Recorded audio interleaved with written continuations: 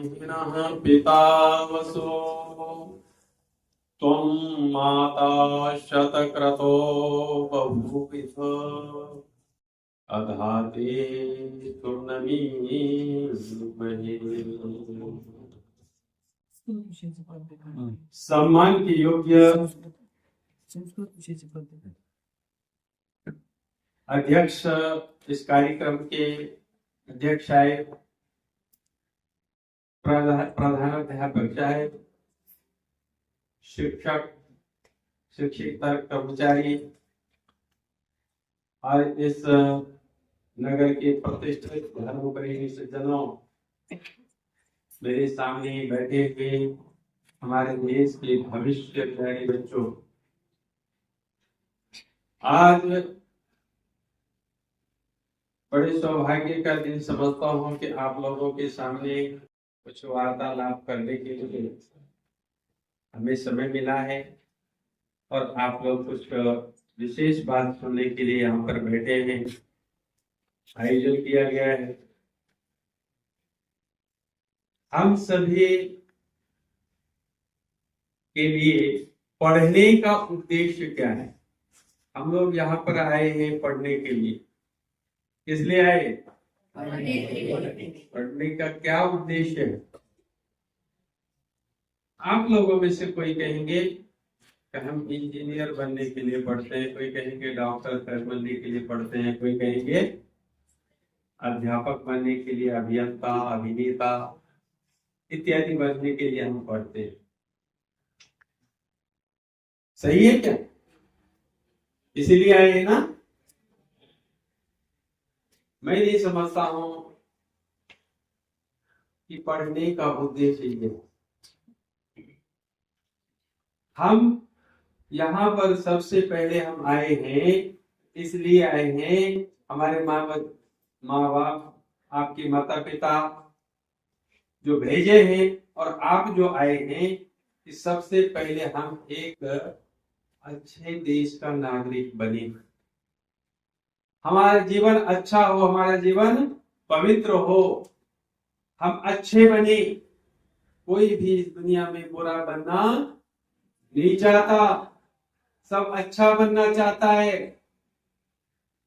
और जब अच्छा आप बनेंगे, उसके बाद में है डॉक्टर, इंजीनियर, अध्यापक वगैरह बनना।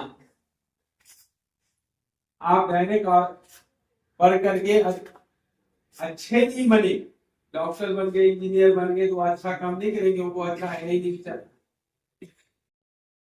तो सबसे पहले हमें मानव बनना है। क्या बनना है? मानव। और इसलिए कि हम मनुष्य योनि में आकर के मानव नहीं है। शरीर से तो दिख रहे हैं मनुष्य बैठे हुए, हम सब मनुष्य देख रहे हैं, लेकिन शरीर से हम मनुष्य देख रहे हैं, लेकिन मनुष्य है ही नहीं। इसलिए वेद क्या कहता है? अरे मनुष्यों, खुद परमात्मा ने मनुष्य बना करके भेजा है, तो तुम मनुष्य बन पहले। मनुर्भाव, मनुष्य बन। मनुष्य बनने से बनता है, बनाने से बनता है। मनुष्य जन्म से कोई नहीं होता। मनुष्य की योनि में जन्म लेने से कोई मनुष्य नहीं बनता। दुनिया के जितने भी प्राणी है, कौवा है, कुत्ते हैं, बिल्ली है, जन्म से वो जन्म लिया, कुत्ते की योनि में हो गया तो वो कुत्ता बन गया, कौवे की योनि में आया कौवा बन गया। लेकिन मनुष्य की योनि संभालने के बाद मनुष्य नहीं बनता। अगर मनुष्य बनता होता तो मनुर्भाव ये कहने की आवश्यकता नहीं होती है हमारे शास्त्र में, वेदों में। इसलिए कहीं कहीं विचार करना चाहिए कि मनुष्य योनि में आने के बाद इनके ऊपर संस्कार किया जाता है मानवता का। और इसलिए आपके लिए पढ़ाई की व्यवस्था ये होती है कि पढ़ने के लिए आते हैं कि सबसे पहले हम मनुष्य बनेंगे। ठीक है ना? तो ये मनुष्य ही ऐसे है, बाकी कोई प्राणी ऐसा नहीं है। अगर होता, आपने कौवों का कोई विद्यालय देखा? गधाओं का कोई विद्यालय देखा? गाय का कोई विद्यालय देखा कि जहां पर जाकर वो गाय की शिक्षा ले रहे हो, पशु की शिक्षा ले रहे हो? पक्षियों को कहीं पर देखा कि सारे पक्षी एकत्रित होकर के और वो विद्यालय में पढ़ने के लिए जा रहा है? कोई नहीं जाता। ये कोई जाता भी है तो केवल केवल मनुष्य योनि में पैदा हुआ वो जाता है संस्कार लेने के लिए स्कूलों में, जिससे कि वो मनुष्य बन जाए। लेकिन दुर्भाग्य ये है कि हम यहां आकर के भी मनुष्य नहीं बन पाते, ना हमारे शिक्षक मनुष्य बना पाते। आप कहिएगा कि शिक्षक ही नहीं मनुष्य बना पाते हैं तो हम मनुष्य बनेंगे कैसे विद्यार्थी? ये क्यों कहने की आवश्यकता हो रही है? क्योंकि इन विद्यालयों में जो पढ़ाई की व्यवस्था है वह पढ़ाई की व्यवस्था वो प्रणाली नहीं है। इस विद्यालय को इस समय में स्कूलीय पद्धति जो पढ़ाई कर रहे हैं इसमें ये प्रणाली नहीं है जिसमें से कि वह अच्छे मनुष्य ही बन सके। अच्छा चलो बनाने से बनता है मैं बता रहा हूं। तो कोई ये चाहता है कि हमारा हमारे विद्यार्थी बदमाश बन जाए, डाकू बने, चोर बने, लुटेरे बने। जितने बड़े बड़े डाकू लुटेरे हैं चरित्रहीन हैं, दुष्ट हैं, वो सारे के सारे अच्छे पढ़े लिखे में से। जितने घोटाले जो हो रहे हैं, देश का पैसा जो गमन कर रहे हैं, वो कौन है? मूर्ख है क्या? अशिक्षित है क्या? इतने रुपयों का घोटाला हो गया, चारा घोटाला है, कोयला घोटाला है, पता नहीं क्या क्या घोटाले कौन कर रहे हैं? क्या वो मूर्ख है? कभी विद्यालय में गया नहीं है? पढ़ा लिखा है ना? पढ़े लिखे आदमी अगर ऐसे गलत काम करता है तो क्या इस शिक्षा प्रणाली को हमें ये मानना चाहिए कि चरित्र निर्माण करता, अच्छा बनाता है, मनुष्य बनाता है? मनुष्य तो वो होता है जो सोच विचार करके किसी भी कार्य को करे, अच्छा और बुरा। मत्वा कर्माणि सिद्ध्यन्ति मन्नात् मनुष्य मननशीलो मनुष्य। जो मन से सोच विचार करके कार्य करता है, क्या काम करना अच्छा है, क्या करना बुरा है, क्या देखना अच्छा है। अभी बताए थे क्या खाना अच्छा है, क्या खाना बुरा है। किसी प्राणियों को नहीं छोड़ा है मनुष्यों ने। कहां जा रही है हमारी शिक्षा? किधर ले जा रही है हमारी शिक्षा प्रणाली हमको? विचार करो। एक समय था कि यहाँ के इतने चरित्रवान लोग हुआ करते थे कि बाहर के लोग, विदेशों के लोग इस आर्यावर्त में आकर के ये शिक्षा प्राप्त करते थे। इस चरित्रवान की, यहाँ के लोग चरित्रवान होते हैं। चरित्रवान म्हणजे बहुत अच्छे विचारों के होते हैं। देखो चरित्र का अर्थ मैं कह रहा हूं, सिर्फ शक्ति का संरक्षण करने वाले को चरित्रवान नहीं कहते। आज हमने क्या चरित्रवान की परिभाषा कर दिया कि शक्ति का अपव्यय करने वाले चरित्रहीन। जो शक्ति का अपव्यय नहीं करता है, संचय करता है, वो चरित्रवान। अरे इससे कोई संबंध नहीं। व्यापक दृष्टिकोण से आप देखें तो हमारे जन्म से लेकर मृत्यु पर्यंत जो क्रियाकलाप हमसे हमारे द्वारा हो रहा है, व्यवहार जो हो रहा है, सारे चरित्र के अंदर। तो इतने हमारा पतन कैसे होगा?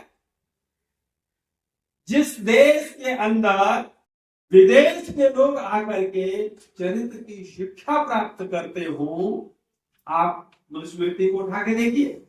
एक देश प्रसूतस्य सका साधग्र जन्मनः स्वयं स्वयं चरित्रं शिक्षेरं पृथ्व्याम सर्वमानव।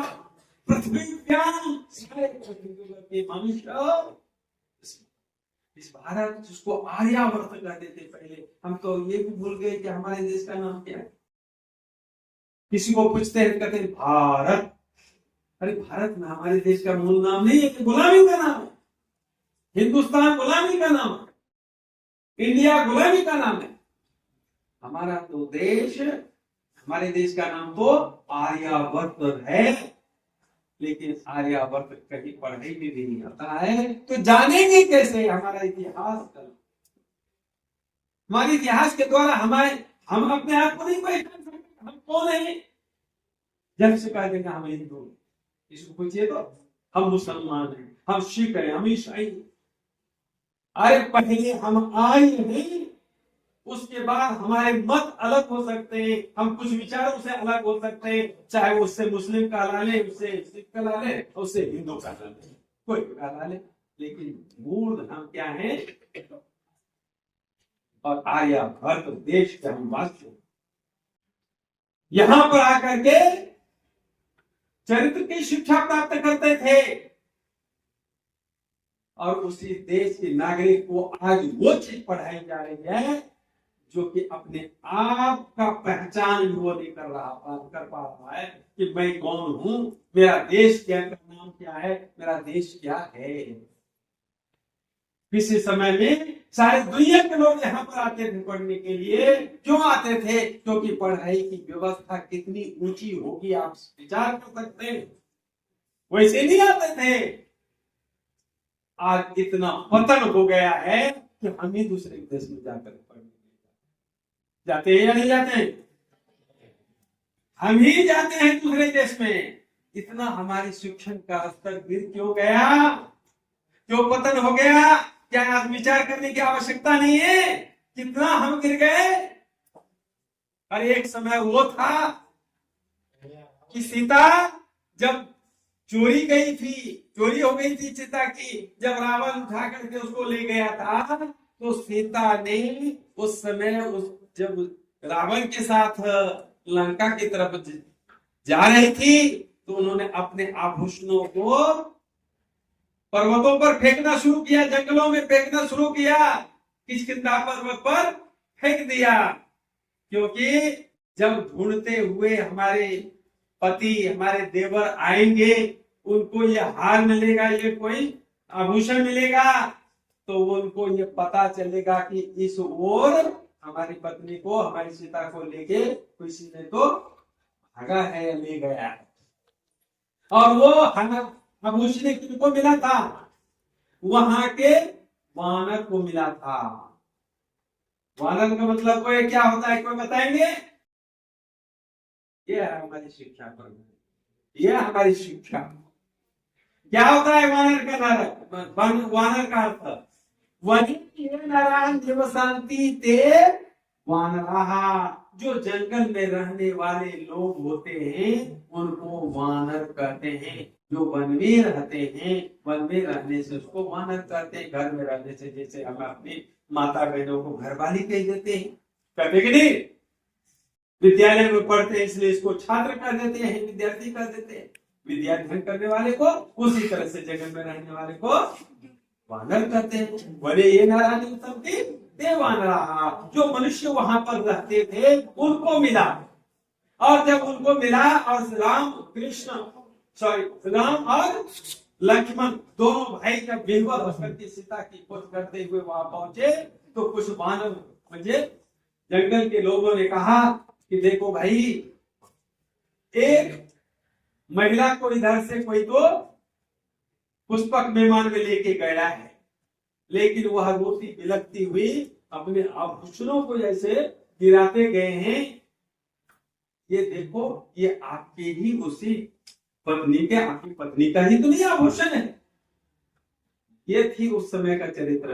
अगर आज के लोगों को मिलता था वो, तो छुपा के रखते, नहीं हमने देखा ही निकालता नहीं था। कौन थे? क्यों? वो आभूषण पता लग जाएगा कि इसने चोरी करके रखा है, ले जाएंगे। आज अच्छा बताओ, आभूषण कोई दिखाते थे? ये हमारे चरित्र बताता है, इतिहास बताता है हमारे यहाँ का, कि वो निकाल करके दिखाते हैं। देखिए राम जी, लक्ष्मण, ये आपके भाभी का है, ये आपके पत्नी का है राम जी। ये देखो, इससे पता लगेगा कि वही सीता इधर से गई है कोई लेकर के। और जब वह राम अपनी पत्नी का आभूषण लेकर के देखते हैं, इतने वह पत्नी के वियोग में विह्वल हो चुके थे कि उसको ये भी नहीं दिख पहचान पा रहे थे कि ये मेरी पत्नी का ही आभूषण है। वह अपने प्यारे भाई लक्ष्मण को कहते हैं कि लक्ष्मण, तू देख मेरे भाई कि तेरी भाभी का ये आभूषण है। ओहो, क्या चरित्र रहा होगा। वो क्या कहते हैं कि ना हम जानामि केवरे, ना हम जानामि कुंडले, नूपुरे तो हम जानामि केवल पादाभिवंदना। हे भैया, मैं इनके पांव से ऊपर जो आभूषण हैं, उन आभूषणों को मैं नहीं पहचान सकता। ना तो केवल को हम जानते हैं, ना उनके अंदर के कुंडल को हम जानते हैं। केवल मैं पहचान सकता हूँ तो नूपुर को पहचान सकता हूँ, जो पांव में पहने जाते हैं आभूषण। वो क्यों? वो भी तो क्यों पहचान सकता हूँ? इसलिए कि मैं माता सीता का रोज चरण स्पर्श करता, रोज माता सीता का चरण स्पर्श करता था। ये हमारे यहाँ का चरित्र रहा है। आज कितने हमारे भाई बंधु हैं जो अपने भाभी के पांव को छूते होंगे। आप कल्पना कीजिए, आप लोगों के घर में भाभियां होंगी, आपकी माँ है, भाभी होंगी, चाची होंगे, चाची होंगे, कितने आदमी हैं जो पांव छूते हैं? मुझे बताइए। फर्क रखना तो हाथ बच्चों, जो अपने माता पिता, चाचा चाची या चाचा ताऊ के पांव छूते होंगे, आशीर्वाद लेते हैं उसे। बोलो, कहाँ है हमारी शिक्षा? ये हमें शिक्षा दे रही है आज की शिक्षा प्रणाली कि अपने माँ बाप को भी प्रणाम करना नहीं सिखाते। गुरुओं को तो बाय बाय टाटा भी नहीं करते। इसलिए कहता हूँ आज की शिक्षण प्रणाली हमारी कितनी कमजोर है। इसलिए सभा ने यह आयोजन किया कि मानवता का बीज बोना चाहिए इन बच्चों में, हमारे बच्चे अच्छे हों, क्योंकि हमारे यहाँ पर आज चरित्र का अच्छे बनने की पद्धति समाप्त होती जा रही है। आज स्कूलीय पढ़ाई से नहीं बनेगा, इसलिए कुछ तो विद्वान जाकर के बीज बो करके आए, ये बच्चे बड़े होकर के समझ सके कि कोई तो एक विद्वान आए थे, कोई तो एक आए थे सवाक आदमी, तो ये बात करके जा गए थे और उस पर गौर करेंगे। तो जिस समय इस महाराष्ट्र की घटना बताता हूँ कि वीर शिवाजी जिस समय दुश्मनों के साथ युद्ध कर रहे थे, ये सभी को घटना मालूम होगा। मैं थोड़ा सा इशारा करना चाहूंगा कि शिवाजी के सैनिक दुश्मन की एक बहुत सुंदर लड़की को दुश्मन के पर चढ़ाई किया। ये पूरी कहानी में बताऊंगा नहीं अभी, लेकिन जो इस प्रसंग के साथ जोड़ना चाहता हूं वो चीज सिर्फ सुनिए कि एक सुंदर लड़की को कब्जा कर लिया और उस सैनिकों ने सोचा कि मैं अपने इस राजा जो शिवाजी हैं इनके सामने भी इनको परोसूंगा, राजा खुश हो जाएंगे। मेरे लिए दुश्मन के संपत्तियों के साथ साथ उनके यहाँ से सुंदर एक बहुत सुंदर लड़की को लेकर के हमारे लिए आए। जिस समय शिवाजी महाराज के सामने में उनको प्रस्तुत किया गया तो शिवाजी महाराज ने उन सैनिकों को डांटा, फटकारा, तूने बहुत गलत काम किया है। तूने देखो, किसी की भी बेटी हो वो दुनिया की इज्जत होती है, वो समाज की इज्जत होती है, राष्ट्र की इज्जत होती है, चाहे दुश्मन की ही क्यों ना हो, वो हमारी इज्जत है। अब देखो उनका चरित्र कि वो अब कहते हैं तुम वापस करो, लेकिन उनकी माँ कहती ऐसे नहीं, जो बेटी आती है वो ऐसे ही वापस नहीं होती। फिर क्या करे माँ? उन्होंने कहा नहीं, इनको दुल्हन की तरह सजा करके हमारे घर में आई है, आभूषणों से कपड़ों से उनको अच्छी तरह से सजा वजा करके और शान शौकत के साथ वापस करते हैं, ऐसे वापस नहीं करते। ये हमारे देश का चरित्र रहा है। ये हमारे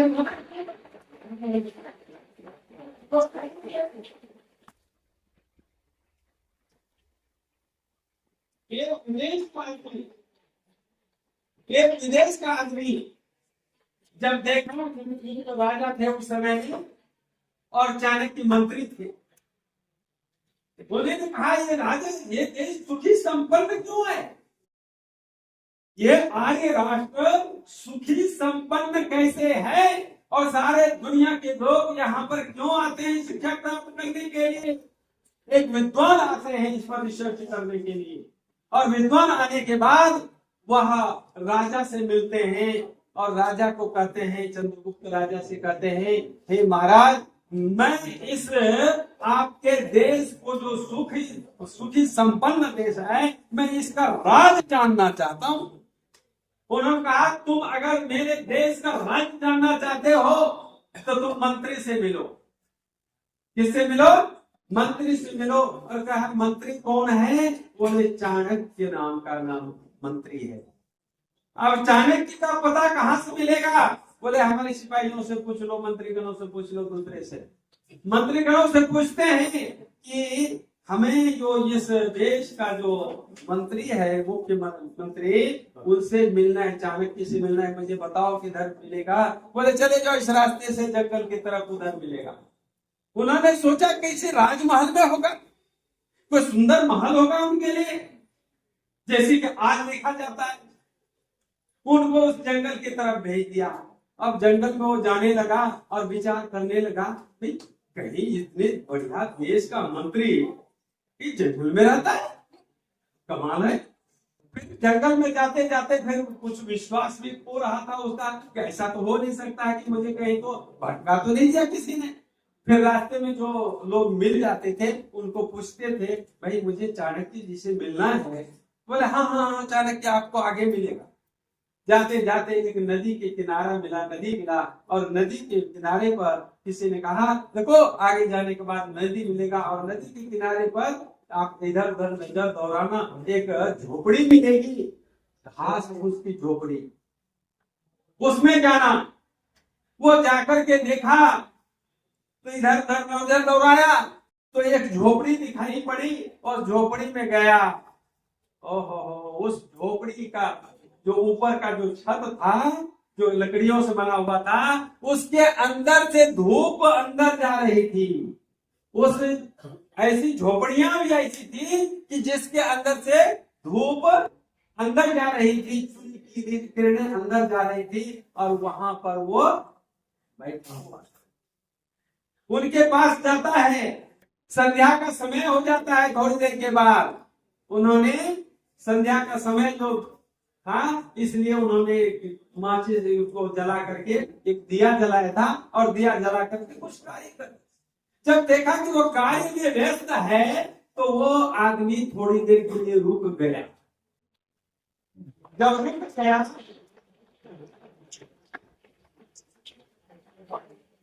मैं आपके इशारे को समझ रहा हूँ बेटा, बहुत विराम दे देता हूँ।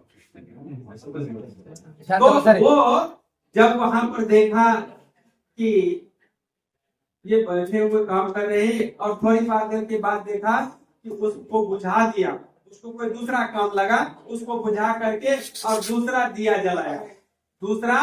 दिया जलाया। इतनी में उसकी नजर पड़ गई उस व्यक्ति के पास, उस झोपड़ी के पास खड़े हुए उस व्यक्ति पर। उन्होंने सोचा कि कोई तो व्यक्ति हमें से मिलने के लिए आए, और उन्होंने उनको बुलाया। बोला बोलो क्या बात है, क्यों आए हो? बोले कि मैं ये जानने के लिए आया हूँ कि आपका ये राष्ट्र सुखी संपन्न और चरित्र युक्त चरित्रवान कैसे है? तो उन्होंने कहा कि सुखस्य मूलम धर्म, अरे सुख की जड़ धर्म है। और वहां पर पूछा कि महाराज मुझे एक चीज और बताइए, तो महात्मा लोग कम बोला करते थे। तो बोले आपने उस दीपक को जला के दूसरा दीपक जलाया, काम तो कर ही रहे हैं दोनों। उस दीपक को क्यों बुझाया? बोले वो राष्ट्र का दीपक है, सरकारी दीपक, उसमें तेल लगता है, और मैं आप प्राइवेट काम, अपना काम करूंगा, इसलिए अपना दीपक जलाया। ये है ये उन्होंने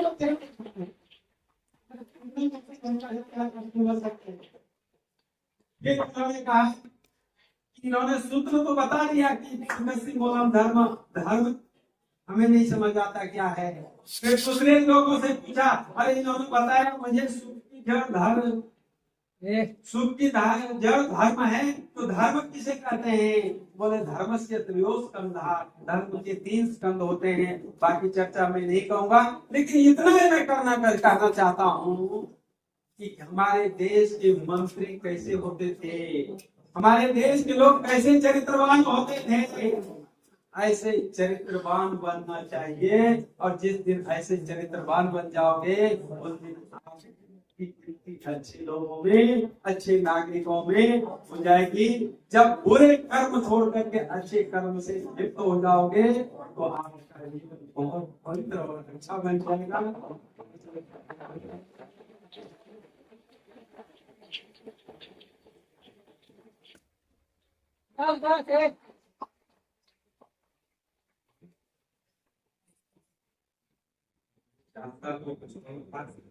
लेकिन आपके इस विचार को देख लिया, सुन लिया, अब आपकी फिर से तालियां ना बजे उससे पहले मैं अपने